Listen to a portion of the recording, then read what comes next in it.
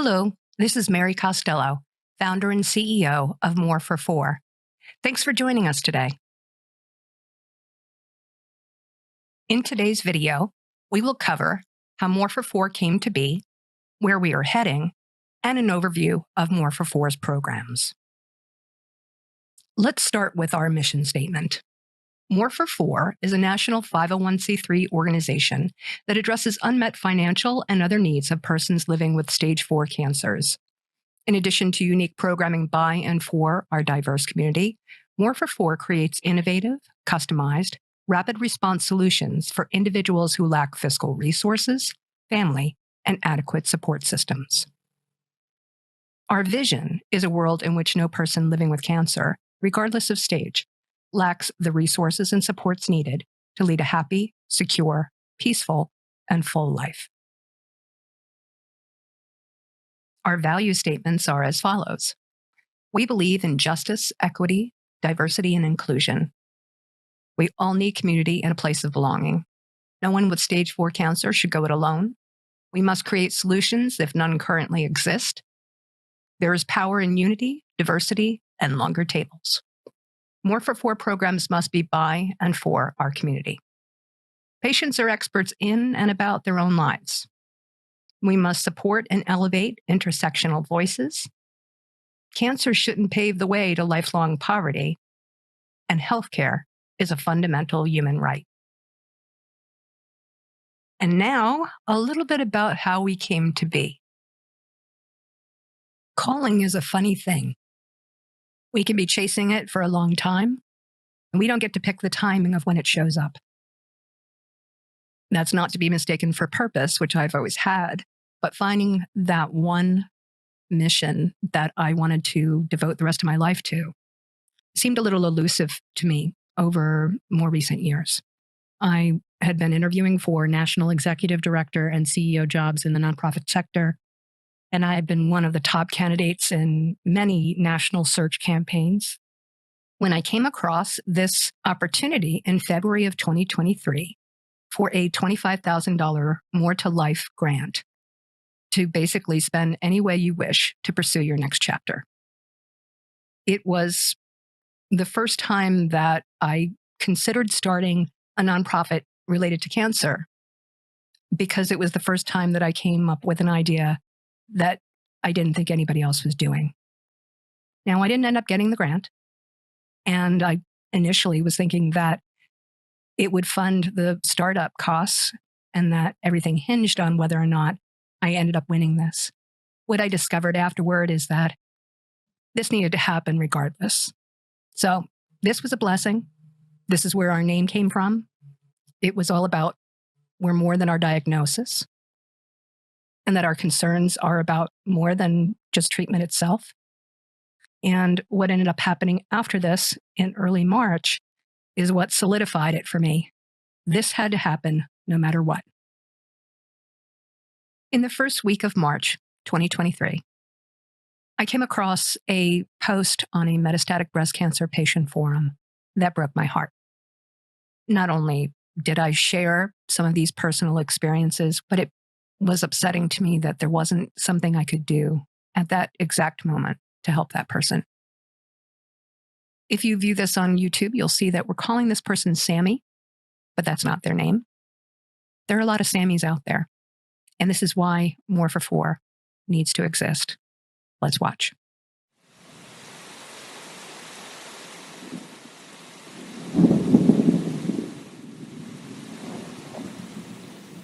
I've rented a large studio apartment in a co-op building for the last 28 years.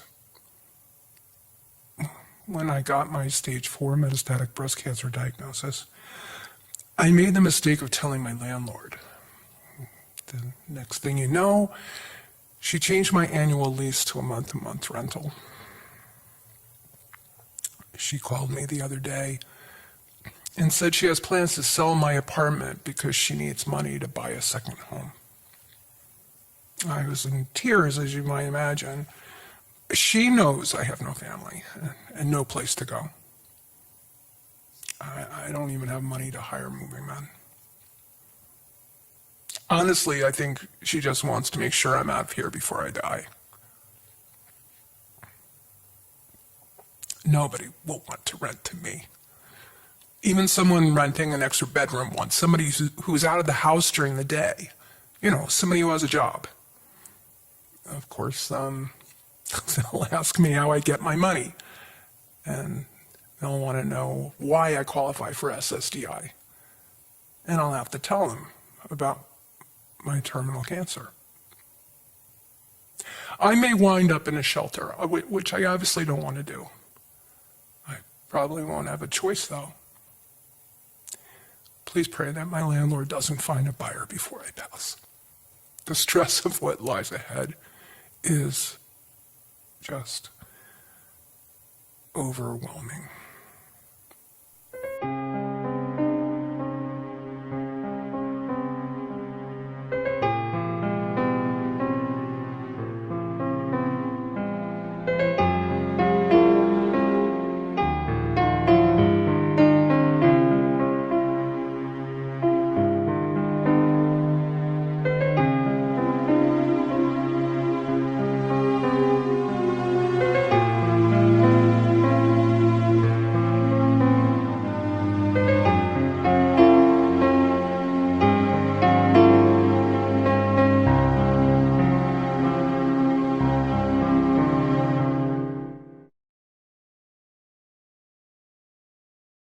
MoreFor4 has evolved into something much more complex than what I wrote in my 300-word More to Life essay entry.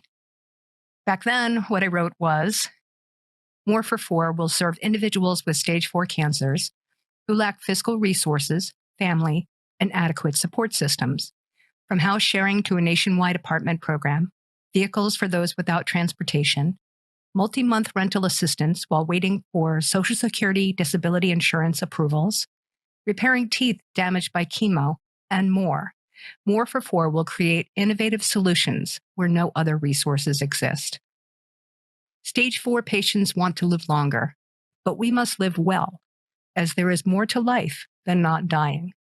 Together, we can offer stage 4 patients more opportunity, security, connection, answers, belonging, and hope.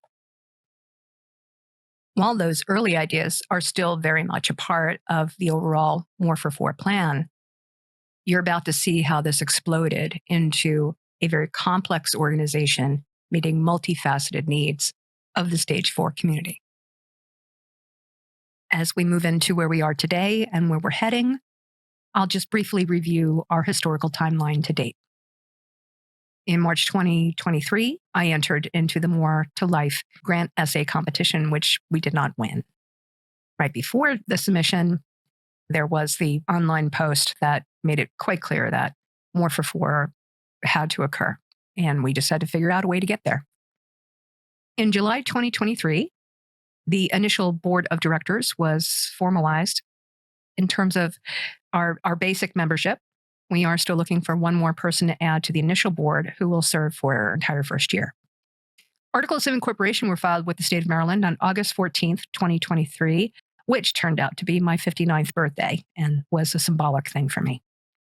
The first meeting of our board of directors was held on August 31st, and that's where we adopted our bylaws, our articles of incorporation, and our early direction. On October 5th, 2023, we submitted our 1023 IRS application for 501c3 tax-exempt status. We are currently looking for a fiscal sponsor, and this video is being recorded in November 2023. So if you see on our website that we are a freestanding nonprofit, you are looking at this late. If you look at it and you see that nobody's listed, you're going to notice we're not taking donations yet. So it depends on when you see this. We are very busy working on building infrastructure and long-term strategic planning. And I've been a nonprofit consultant for a really long time, actually almost 20 years. I'm needing to take some of my own medicine here in the fact that I want to be up and running today. But I always tell people, you have to have your ducks in a row. I want to see everything on paper before you make that move. And so that's what we're doing. Everything from policies and procedures to job descriptions and minimally our 5-year budget projections. We already have a preliminary list of everything from jobs and when certain things are slotted to come online, but we are still fine-tuning those things. We do expect that we will launch probably the first 3 programs in early to mid 2024. This is going to hinge on a number of things that we are about to talk about, in particular, bringing in some funding and other supports through volunteerism and so forth. So we will add to this timeline as we go. And now we'll move into our current state and what's up next. Our initial board of directors is led by 3 people. It's myself as the interim president, Karen Edsel as secretary, and Cameo Sherman as treasurer. I'm a social worker. My background is in administration of day and residential programs, and also almost 20 years as a nonprofit consultant. I specialize in that particular regard in helping new organizations get up and running and helping established organizations expand or improve their programming. My services as a consultant involve everything from strategic planning to fiscal development. So I have long had the experience and know-how to be able to start a new nonprofit. It was just only until this all came about that I decided to apply that to something that I'm actually leading. Again, because I did found an organization a while back. You will find information on our website about my background, my full bio, including my advocacy within the cancer realm, and also my full resume. Karen is somebody that I met through a support group. Karen also has metastatic breast cancer, as do I. And we met after she had a little trouble connecting to that call. And it was her first time going to this particular support group. I was new to it myself. For some reason, I just felt like she had to get in on that call. And then I asked the moderator if there was some way that they could give us emails so we can connect with people, because I just felt like I had to know Karen from the beginning. It was just this gut thing. So Karen, as of the day after when I reached out to her, has been steadfast in my life. Probably of all the people I've ever met, a true north for me.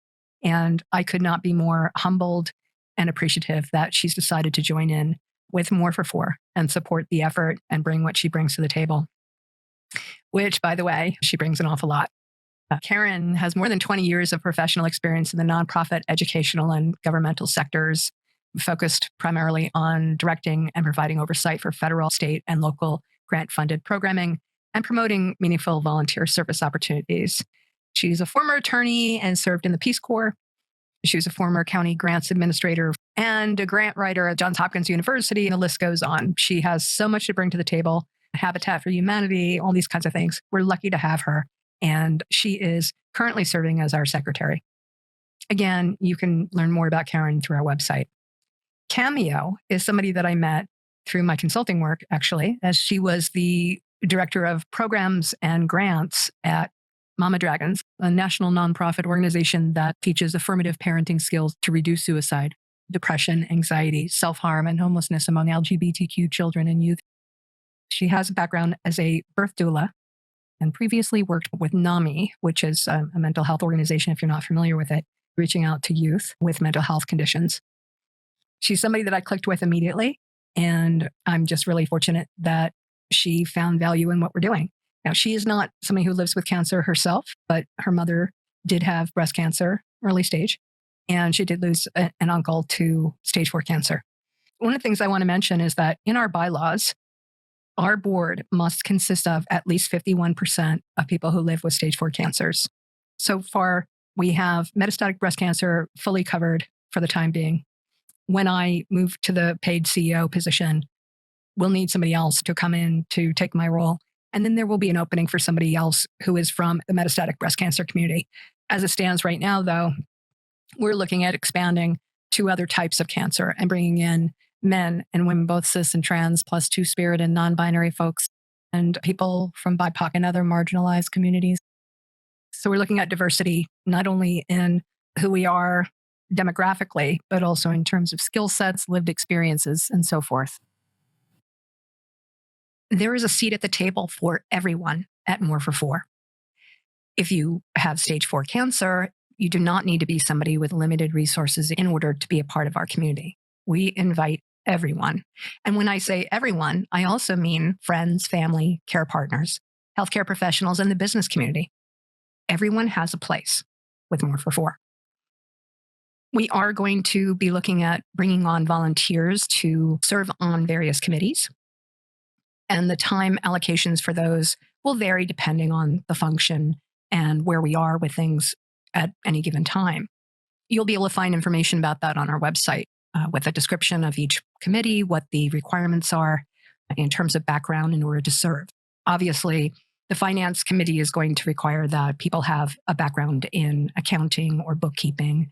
The same kind of things with personnel issues. It would be great to have some HR folks involved in that, but they must have progressive values when it comes to the 30-hour work week and similar policies and practices. We consider employees to be our partners and that kind of thing. It's a little bit of a different mentality about the employer-employee relationship. With our board of directors, we will be looking at expanding that over the coming year. Ideally, we'd like for people to serve on a committee before they join the board. And our steering committee is something that we are trying to build right now. Our steering committee will include people of all walks of life, lived experiences, and professional expertise. Meetings that we would have with the steering committee most likely won't be with the entire committee all at once unless there was something that was multifaceted with different aspects that require expertise from different fields. More likely, we would pull together the people who have the most to say about a certain topic, whether that's real estate folks who can help us with things like purchasing homes or tax write-offs for people who donate a home but stay in the home until they pass, things like that. Our DEI committee will ensure we are walking the walk and that in our policies and in our practice and even in our language choices, that we are always respectful and responsive to the needs of marginalized communities. The time commitment for committees will vary depending on where we are at any given time. The finance committee will meet quarterly, that kind of thing. You'll find information about this on the website. As for our clinical and business leadership advisories, the clinical advisory is called that because there are a lot of different clinical specialties that affect and support the stage 4 community. So that's everything from end-of-life doulas to oncologists to social workers, physical therapists. It could be anything that is related to our well-being. Certainly palliative care professionals, things like that. And we'll call upon them for things like trying to figure out how do we best support someone, in particular in our residential program, when their life is taking a turn in terms of their health and independence. What are they going to need that we're not realizing yet? So we're just looking for the experts to join us and help us make good decisions, plan ahead, and be everything we can be for our community. I'd like to now talk about how MoreFor4 is different. Before I do that, though, I do want to be very clear that I am not putting down any other organizations that support cancer patients. We're just going to take a different tact with this and look at where the gaps are and where we can fill those. With rare exceptions, we're not going to focus on medical or treatment-specific education. We will focus on the psychosocial aspects of life and functioning, which are going to end up being a little more uniform across different cancer types. We'll focus on the common struggles that we have. And I'll give you an example.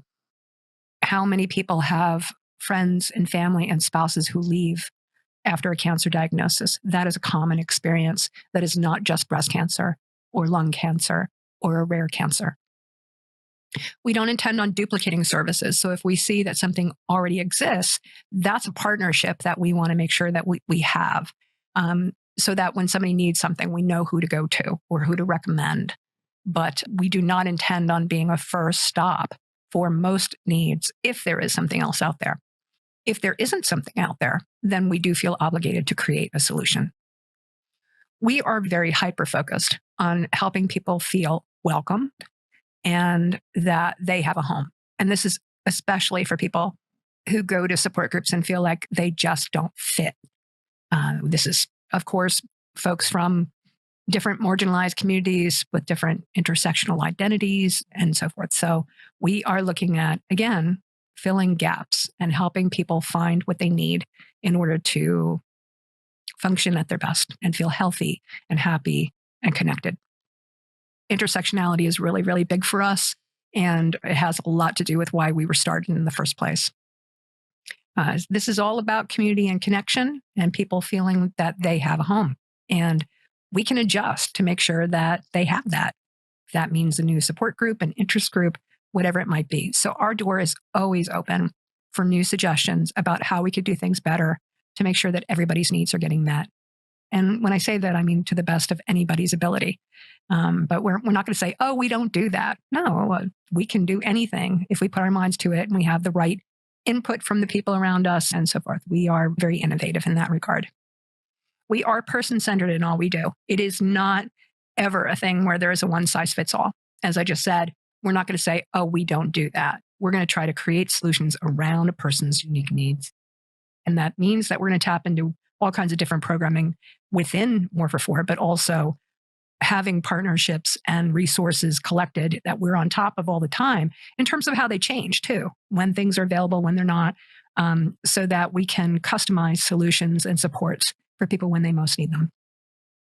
We do live in an endless world of possibilities. We do not believe that there aren't answers to most things. Now, can we be the answer for everyone? Well, probably not, but the reality is that a lot of that comes down to funding and support and the people that we have involved in MoreFor4's activities. So we do believe that we probably can create solutions to most problems. And that just takes a lot of commitment and thinking outside the box, or rather with where we are, we don't have a box. So if you are interested in all of that kind of stuff, I hope you'll join us. And with the last slide before this, I just want to mention that anybody who wants to engage right now can reach out to me by email at marycause@more44.org. And now our programs. Before I get into what it is we intend to do, I'm going to point out our logo. It is not a shamrock. It is a 4-leaf clover. And all of our programming comes down to faith, hope, love, and luck. If you'd like to learn more about this, there is actually a blog post on our website that explains the symbolism behind this for me, both personally and for the organization itself. MoreFor4 has identified 7 key programs that will be introduced incrementally over the coming years: CannaCares, Rapid Response, HomeMatters, JEDI Action, MoreCorps, Imagine Stage 4 JobCorps, and the M44 Legacy Store. These programs will be full-time endeavors, and they will be of equal importance. Somebody that's coming to MoreFor4 may actually benefit from each and every one of these programs simultaneously. Obviously, one look at this, and you can see how MoreFor4 has taken on a life of its own. We do have very ambitious plans for coming years, and even for where we are today.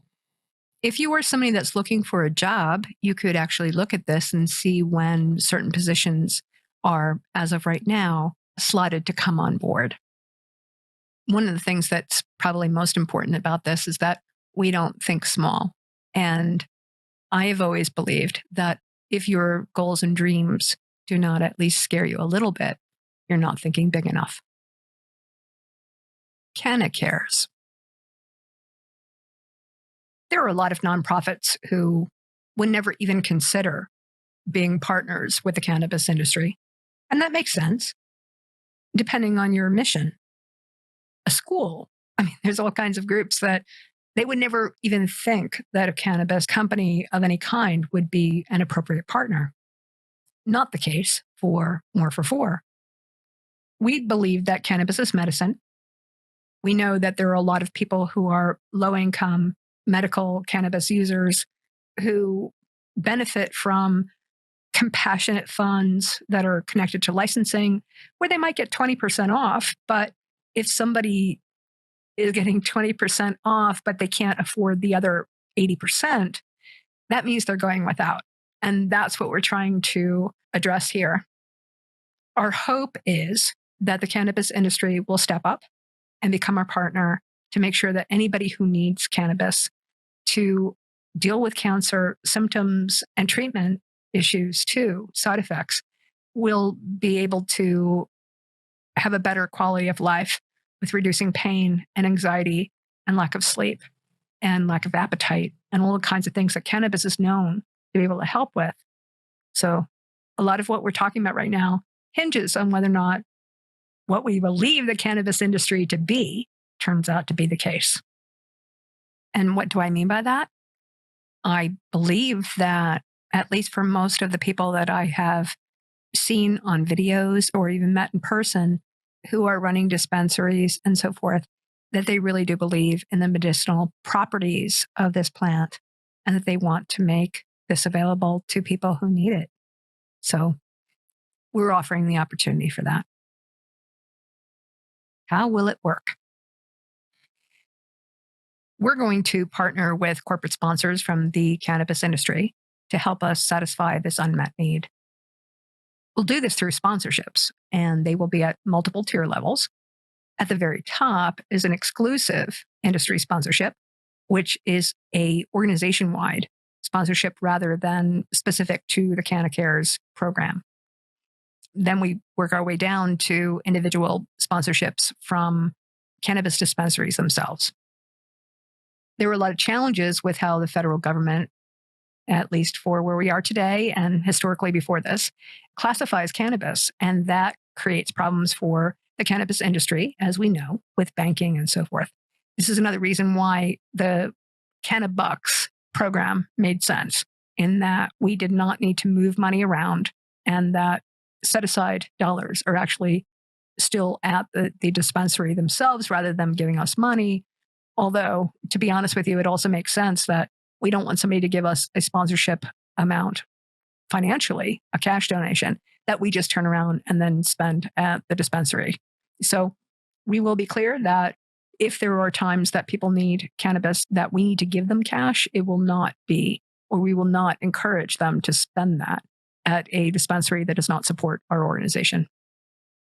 We do feel that we will be able to offer a lot of marketing value to the people who do support us within the cannabis industry.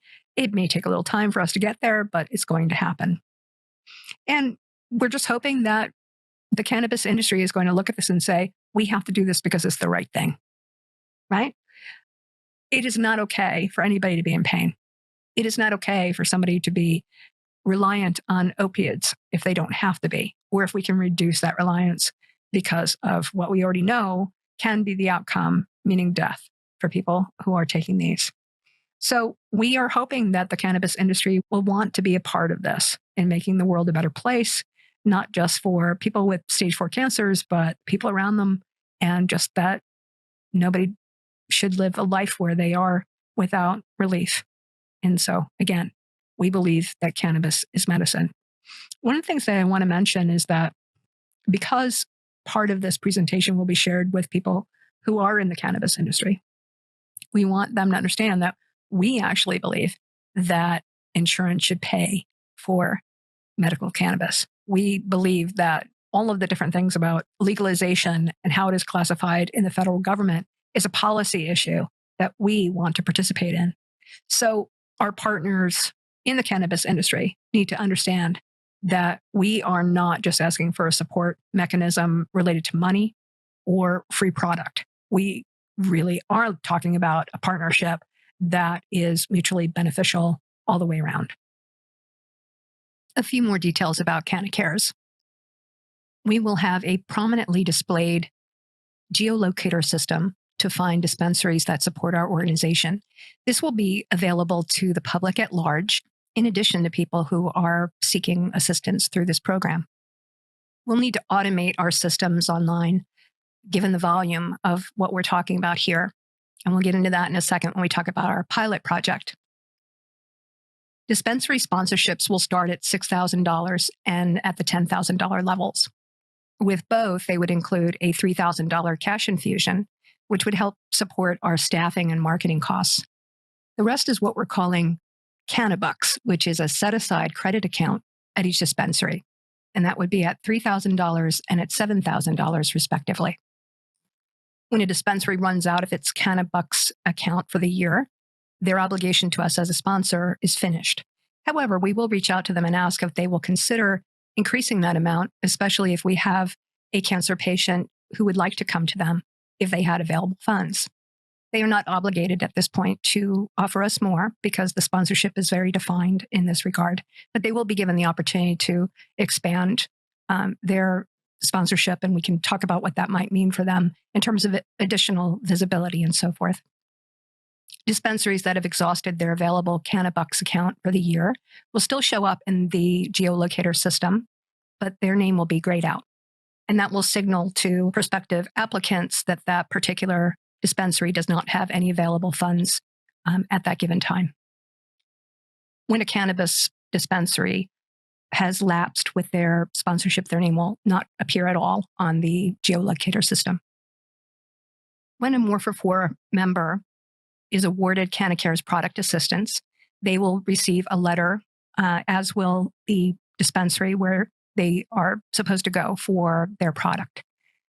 The dispensary will then credit the MoreFor4 member's personal dispensary account with the CannaBucks award amount. We'll track what happens with the inventory, for lack of a better word, at each individual dispensary to know how much we have available to award to members at any given time.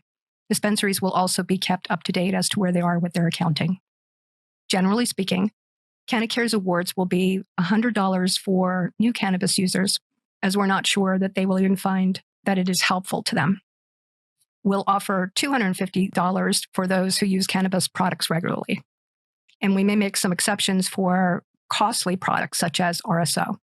And if you're not familiar with what that is, that's Rick Simpson oil. We may, for something like that, because it is costly, involve our rapid response program with that, because we don't want to use up CannaBucks monies for things that are more costly and not be able to accommodate more patients. And now I'll tell you a little bit about the CannaCares pilot project. The CannaCares pilot project is ideally going to start in 2024, and that will depend on the interest we get from the cannabis industry. We'd be surprised if they don't find this appealing, but we are about to find out. We will start in Maryland, DC, Northern Virginia, and West Virginia. As we test this program and tweak it and then gear for expansion, this particular region will then move to also include all of Virginia, Delaware, and the Philadelphia area. After this, we will look at the greater New York City area to include Boston and all of New England.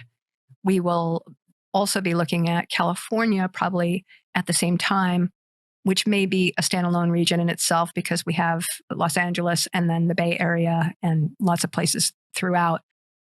As you can see from this slide, we have 101 dispensaries currently in Maryland, 6 in the District of Columbia, 5 in Northern Virginia, and 48 in West Virginia.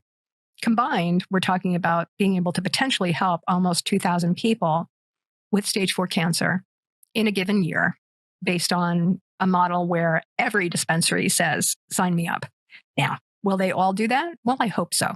But if they don't, this is still the goal we're looking for in the long term, that everybody will decide that this is something that they want to participate in. The cash infusion end of this is going to seed not only the staffing we need to make this happen, but also the marketing so that people know about us and they know about the dispensaries and other cannabis industry sponsors that are supporting our organization and our community. For every $3,000 CannaBuck sponsorship, that would serve 12 people. And every $7,000 CannaBucks sponsorship would serve 28. That seems like a very reasonable thing to ask of an individual sponsor at the dispensary level. We hope they will agree with us on that. I want to mention that the $250 that we're talking about for a general award for a cannabis user with stage 4 cancer, we're not going to say that people who are applying for help through this program will only get one award per year, because it really depends on their need. Some people might go through $250 of cannabis product in 3 months, maybe even less.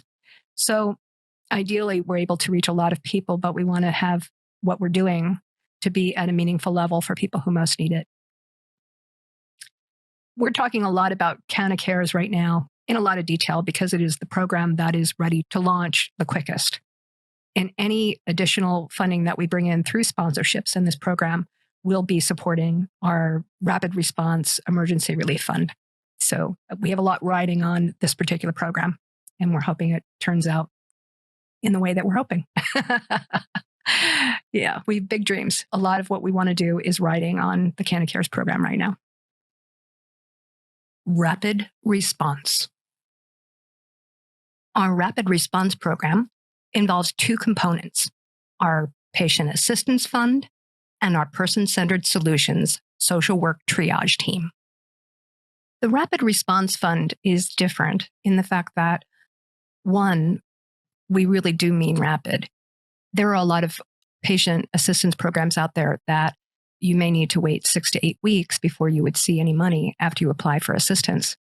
We know that if somebody is facing an emergency, such as only having a few days or a week to ward off eviction, that's where we come in. And this is where we don't necessarily support somebody based on when they apply, but what they come to us with. And that's where our social work team will come in to help prioritize who needs to be moved up on our list based on how serious the need is and how urgent it is. We will support this program initially through the CannaCares sponsorships after paying for the cost of the CannaCares program itself. So anything that is remaining on top of that, any additional proceeds, would be funneled into the Rapid Response Fund. All of our social service programs will work in conjunction with others. So our team of all the different program directors will meet regularly and talk about individual needs for somebody that comes to our program. So that means if somebody comes to us for a very specific need, we're going to ask them what else is going on in their life that we might be able to help plug them in socially, help them connect with programs in their area, whatever it is that they might need. We know that when they're coming to us, there's more that's going on for them, most likely, than just a standalone request. Our program is geared toward supporting needs that are not met elsewhere. And that means, if we get a resource list, we find that there are all kinds of reasons why we're not eligible. It could be that they don't consider oral treatment to be active treatment, things like that. So in order to qualify for help with our program, you need to be able to show your financial need and also that you are a stage 4 cancer patient. We'll help with rental and mortgage assistance for one-time only crises. If somebody needs more than that, then they would be appropriate for our housing program once that's up and running. We'll help with moving expenses and hiring people to pack and unpack, security deposit help, short-term storage costs. A big thing that we'll offer, which hopefully we won't have to do for very much longer if they're able to speed up the approval timeframe for SSDI.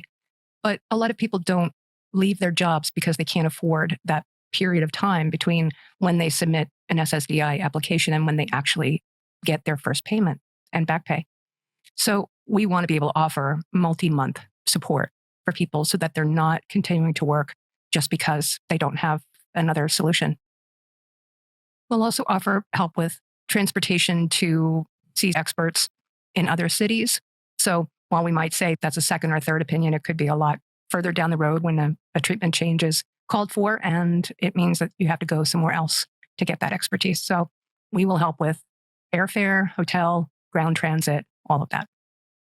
Dental care is something that I feel very strongly about, as I definitely have some issues as a result of treatment, as many people do. There really aren't very many options out there. We want to be able to help with car repairs and even used car acquisitions.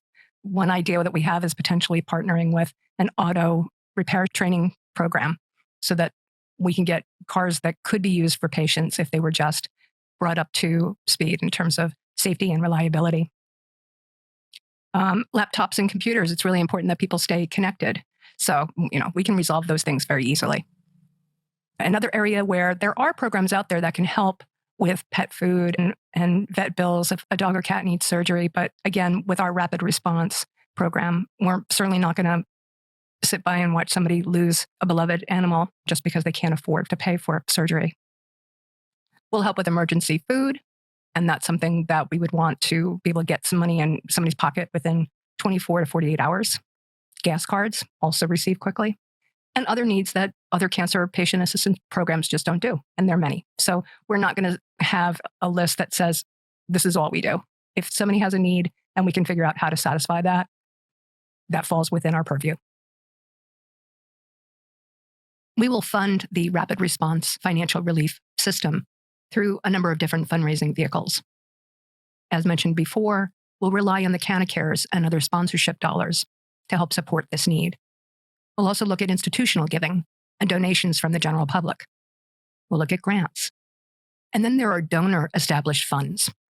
We are not moving into donor-advised funds, so I want to make a distinction on that. The donor-established funds can be set up in honor or in memory of someone. The person who establishes the fund will be able to establish the criteria for eligibility. However, we ask that they set that based on the type of need rather than a cancer type. And we say that because people with rarer cancers are going to have less available to them. We always want people to be mindful of that. Now, this won't be a donor-advised fund, so it won't be that the donor themselves select recipients, but we don't have any other restrictions other than setting up a fund that supports a certain type of need. And that might be that somebody says, I want this to support dental costs. I want this to support, surgeries for pets. It might be travel. It could be anything that is of interest to that particular donor. We also ask that they commit to fueling that fund for no less than 3 years. When the Rapid Response Fund has no available monies, we will turn to peer-to-peer giving and what we call our MoreFor4 first responders. And that means if somebody comes to us and they are in dire need of help right away, and we don't have the resources to help them, we will take this to social media and ask people who have already signed up to say they will help as they can to chip in a couple bucks to try to come up with money fast for that particular person and that particular need. We will also build an endowment, although it is not likely that that will happen for at least a few more years. The goal of triage is to offer the right level of support at the right time. And for some people, they might just need a referral or a recommendation or a little bit of guidance. And other people need full-on handholding. All triage services will be provided via email, telephone, and video call. So once we're up and running, it doesn't matter where someone lives, as long as they're in the United States, we can support them. Our streamlined application process will cover all needs at once. So someone who's coming to us for something very specific might just check one single box. But then they also might see that there are other things listed there that they also need. So we're trying to, again, streamline the process, find out what all of their needs are, and then we can route applications accordingly. One thing we do know for sure is that stage 4 patients who have unmet needs, and this is especially with regard to lack of resources, it can be incredibly overwhelming, so much so that we get stuck in the freeze part of the fight and flight response. So it's important to us that we recognize when people really do need us to walk them through applications. And that's easy to do. We have Zoom these days and screen sharing capabilities. If we cannot prepare an application for somebody on their behalf, we can at least help them fill it out. So that's easy to do. We're also going to check in on people. I think there are a lot of folks who probably never get an out of the blue phone call of somebody just wondering if they're doing okay. So part of what's going to end up happening is if somebody becomes engaged with our organization and is assigned to a certain social worker, they will have an ongoing relationship with that person. And now, granted, we will be hiring people with stage 4 cancer as a priority, which means that we'll have turnover with staff. But we do want people to feel as though they already have a contact and somebody to call, whether that's just for a simple need or because there's an emergency. But what's important to realize on this is that if you're already in our system and you need help, you don't need to fill out a new application. You can come to us directly. MoreFor4 will be introducing a truly high-tech, fully interactive website. And we're not there yet, but this is what is coming probably within the next 6 months. No matter what our website looks like at any given time, people who need help will always find the information for applying on our Get Help page. HomeMatters. One of the most pressing needs for persons with stage 4 cancers and the general population is affordable housing. While some cancer patients can get modest help with one-time only rental assistance, which rarely pays the entire cost of rent for a month and is typically only available once in a 12-month period through most patient assistance programs, more permanent solutions are needed for those experiencing persistent housing insecurity. Housing is a social justice issue, and the lack of affordable options affects many people in our nation, not just those of us who live with stage 4 cancers. We plan to address this grave problem through our HomeMatters program and also the advocacy side of our work through JEDI Action. Think about it this way. If all of our income won't even support the cost of a one-bedroom apartment in most places throughout the United States, there needs to be something done about this. And some people might say, well, there are housing programs related to Section 8. Unless you've tried to access any of those, you are wrong, because they don't exist in most parts of this country. That even where I live, the Section 8 applications have not been accepted since 2012. And there is already a 8 to 10 year wait in order to get those vouchers. Now, we are hoping to do something somewhat similar to Section 8 in the sense of capping rent at approximately 30 to 40% of somebody's income. We should not be making up the difference for what the federal government should be doing. But in the meantime, we need to address these needs at the policy level and through advocacy, as well as coming up with solutions for the people who need help today. We'll start with a peer-to-peer house sharing program, which actually for our website today, which is still basic in terms of its functionality, we do have an option there where people can put up an ad if they're looking for a housemate. We won't have any control over vetting the person who is renting the property themselves or the person who is applying to be a housemate, but we can help bridge some introductions if that would be helpful. Eventually, however, we will have homes that will be a house sharing structure that we will run, and that will be done a little bit differently in terms of the difference between somebody who owns a house or is the primary renter who can throw somebody out at any time. It'll be quite different when we are actually running a program and have a house that is under our name. We are really interested in moving into apartment situations, and I love the idea of doing a tiny house community because not everybody wants to share a home. I know that I personally really value my privacy, and sharing a home where I would just rent a room is something that would not bring me joy. However, there are people who really would like that because they feel alone and lonely, and the idea of having somebody kind of looking out for them and sharing expenses would be appealing. It's the same thing as saying, will we have rental properties only in city locations? No, not everybody wants to live in the city. Not everybody wants to live in the suburbs either. And for people who want to live in a more rural area, we might be able to make that happen if it's close enough to where cancer centers are located. So we do recognize that people have different values and different things that bring them happiness and joy and comfort. And so we want to be able to offer options that give people that kind of choice.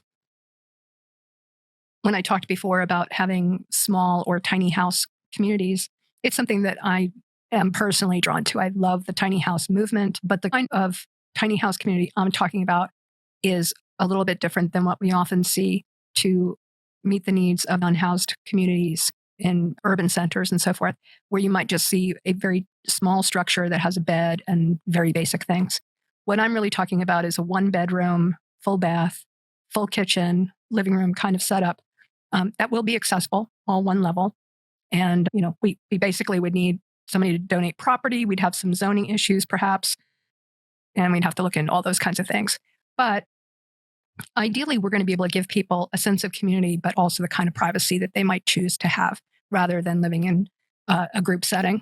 But they have the option. We want to be able to say what appeals to you, and we can make that work. MoreFor4 will offer wraparound services support for anybody that's in our residential program. And that means, they might have needs every now and then. They might have some ongoing needs, and that will be done by our triage team. We also like the idea of being able to eventually expand our residential program to support folks with cancer who have been chronically unhoused and carry some of the extra challenges of that population itself. We do have the skills to be able to do that today, but the level of support that individuals who are or have been unhoused for a long period of time or repeatedly unhoused are at a different level. And we just need additional planning and resources, financial and otherwise, to make that happen. But it is definitely part of our plan. Our subsidized rental properties will be ideally located in close proximity to major cancer centers. So that means we're looking at trying to be as nearby as a half hour, 45 minutes especially if people might have to go there every day for radiation or whatever that might be. This may also introduce some challenges with people who don't have transportation and so forth. So there are a number of different things for us to consider in terms of how to make this work and meet the needs of the people who live within our communities.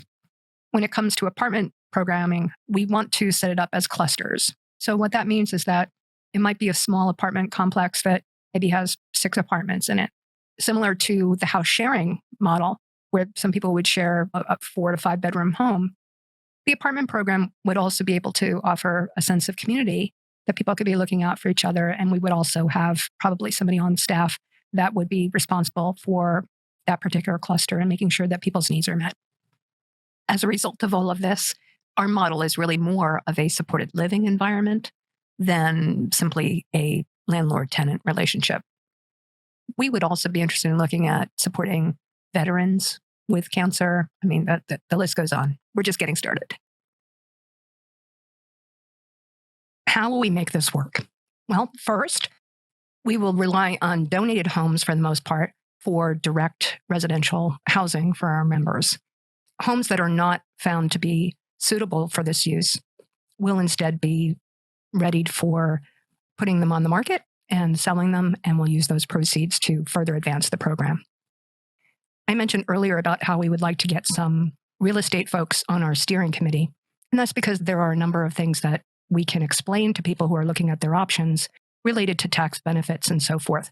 We cannot give tax advice, but we can tell people what might be available to them, different ways that this could work in terms of donating a property for the tax benefits if somebody inherits a home, or if somebody would like to donate the property, there is a thing where they can live in that home until they pass away. Again, we won't be able to give them any legal or tax advice, but we can point them in the right direction with the right information about how this would work. The only reason why this could allow for subsidized rentals is because our goal is not to have mortgage payments.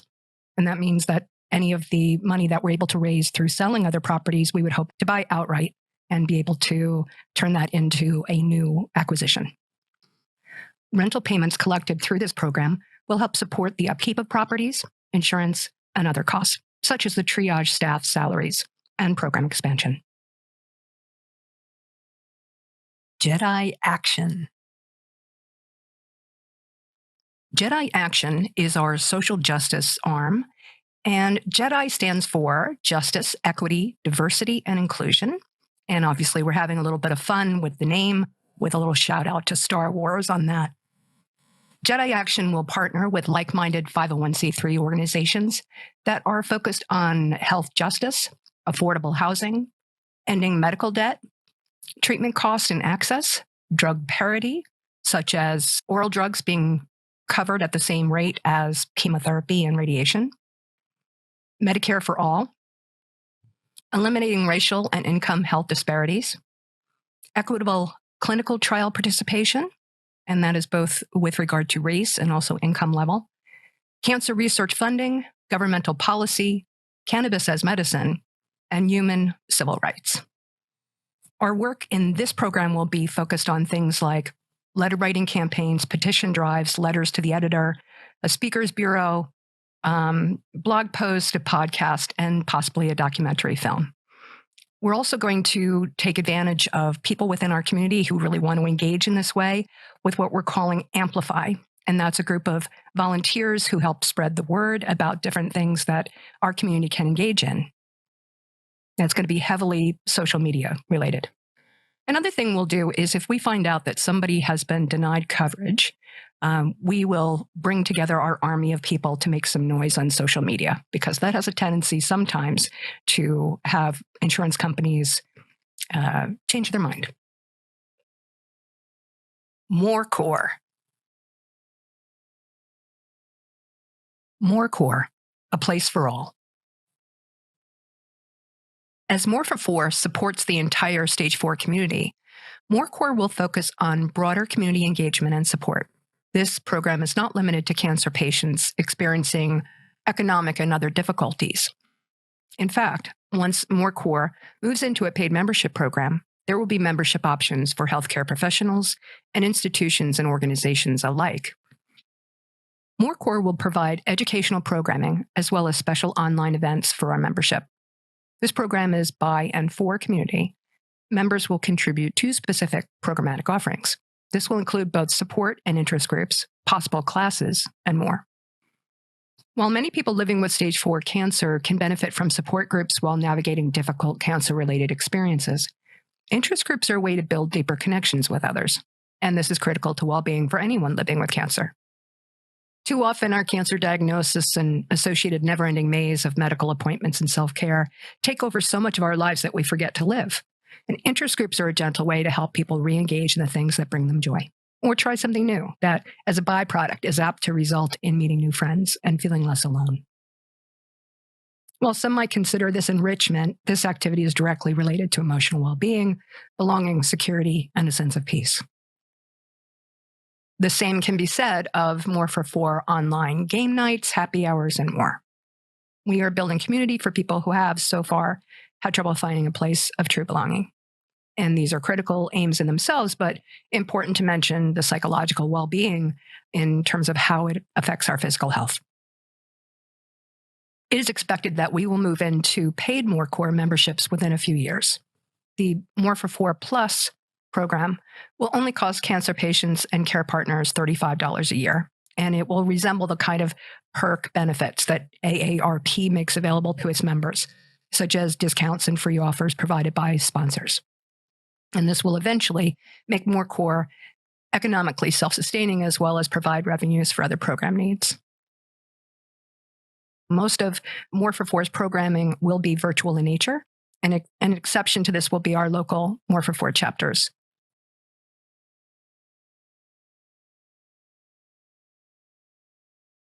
M44 chapters will be supported by the MoreCorps program.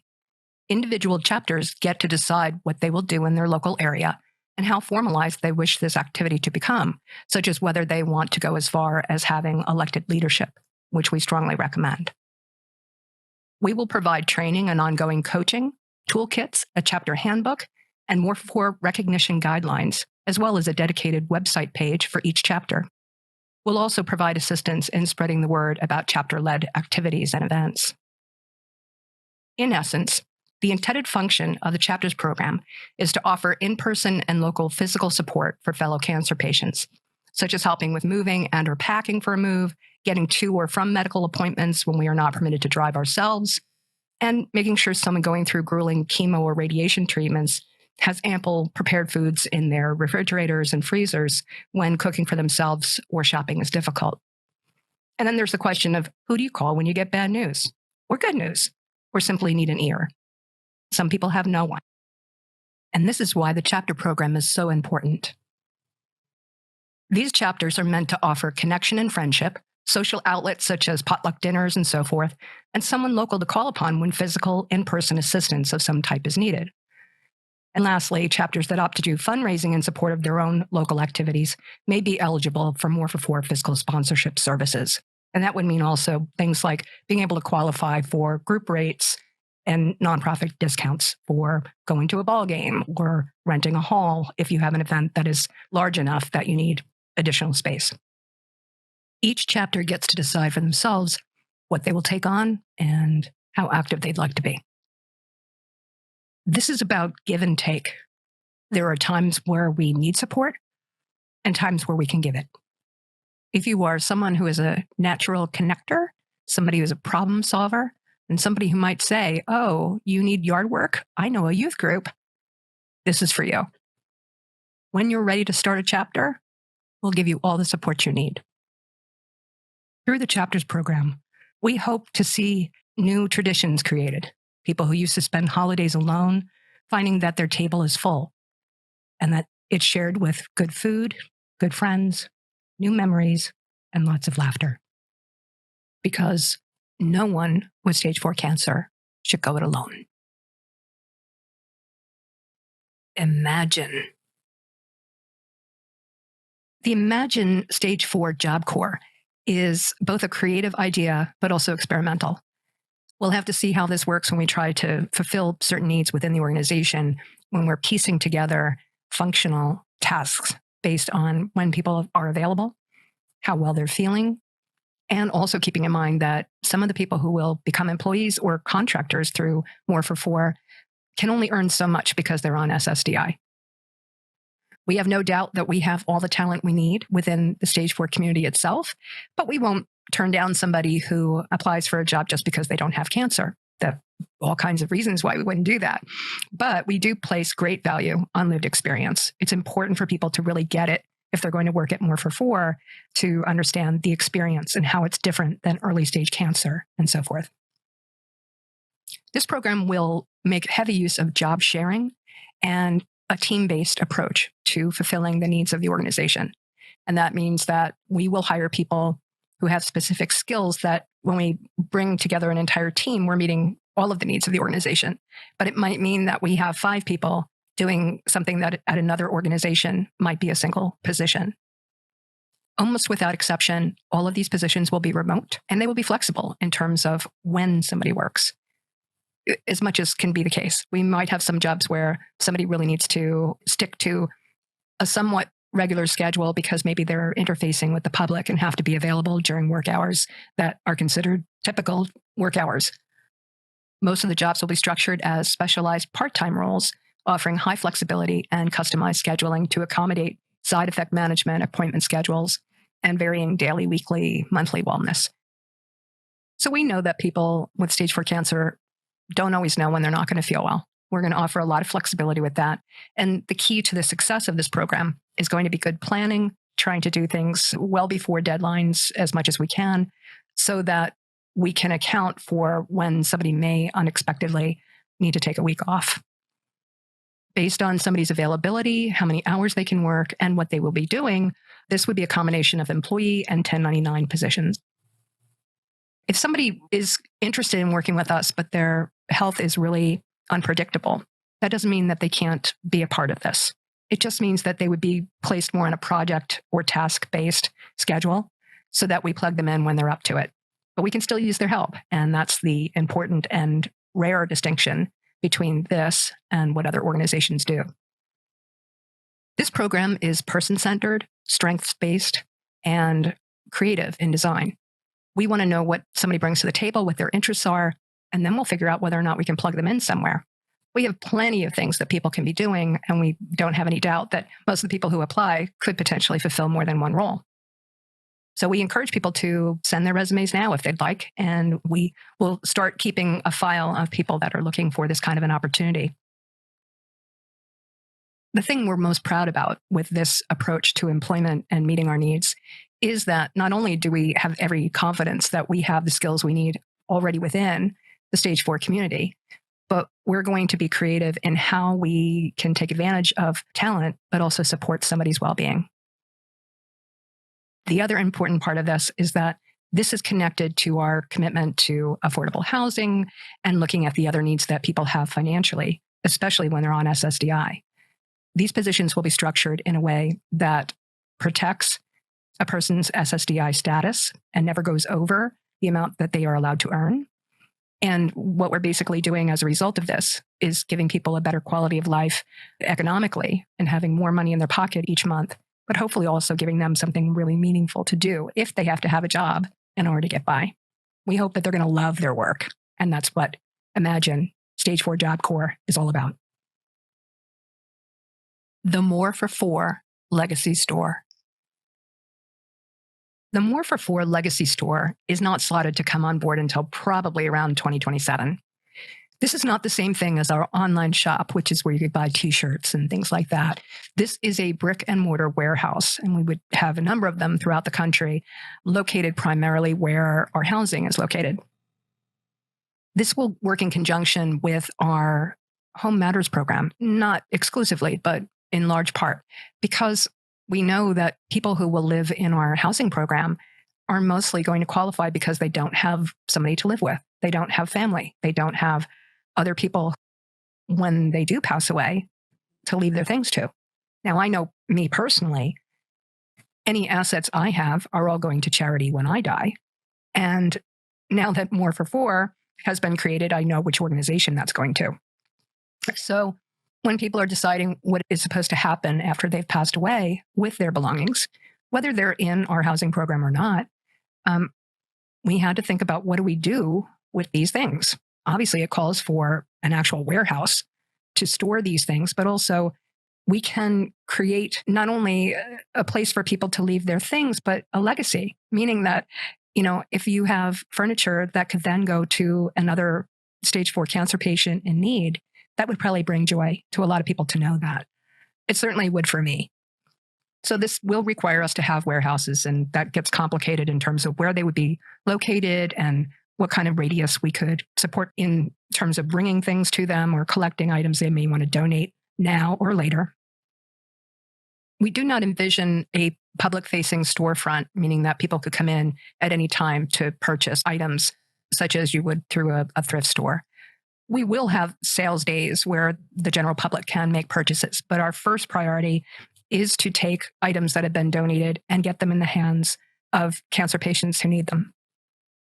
As this program expands, we envision a bit of a social enterprise business connected to this, and that would be part salvage and reuse and part social services program. Early on, when people are in our program, before we have this set up, we will just donate what we can to other organizations, but this is our solution long-term, knowing that we're going to end up with assets that we need to be able to figure out what to do with. So this will enable us to help people who need it within our own community. We'll be able to sell items periodically throughout the year to bring in some extra dollars to also support our endeavors. And eventually we'll have a dual purpose salvage and pickup delivery team that will work in given areas, perhaps similar to how we have regions set up for our CannaCares program. Another component to this is when somebody might donate a home to us, if we have to tear down a structure and maybe might be able to salvage some of the construction materials, that could be anything from cabinets and fixtures to brick, whatever. Somebody might be redoing their kitchen too and call us and say, do you want these things? We'll take them. And they get a tax write-off. We might be able to use something in one of our structures to improve one of our housing units or to build tiny houses. So we're looking at this at all different levels. And what I'm going to say on this is that, I am all about legacy. And I'm sure that a lot of people think about that too, especially when we're living with stage 4 cancer. MoreFor4 is my personal legacy. And I will always treasure the chance to be able to do this, and hopefully for a really long time. I'm leaving my body to science, another way to leave my legacy. And certainly, if I have any assets that could be of help to somebody else living with cancer, that's what I intend to do. We know it's a delicate thing to talk with people about what is going to happen with their belongings and so forth when they're no longer here. But we do think about this as cancer patients because we need to plan for what happens when we can't take care of things ourselves. I know I'm not the only one who thinks about how I can better people's lives even after I'm not here anymore. And so the Legacy Store gives people another opportunity, another avenue for leaving their own legacy.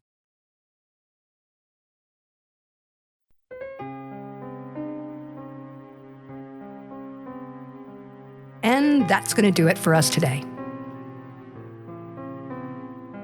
I hope that today's presentation was helpful to you in learning a little bit about who we are and where we're heading. And I really hope you're going to get involved. You can reach out to me by phone at 443-420-8668 or by email at marycause@more44.org. Please also connect with us on social media, on Twitter, Facebook, and LinkedIn. Thanks so much. I look forward to connecting. We're MoreFor4, taking charge and making change.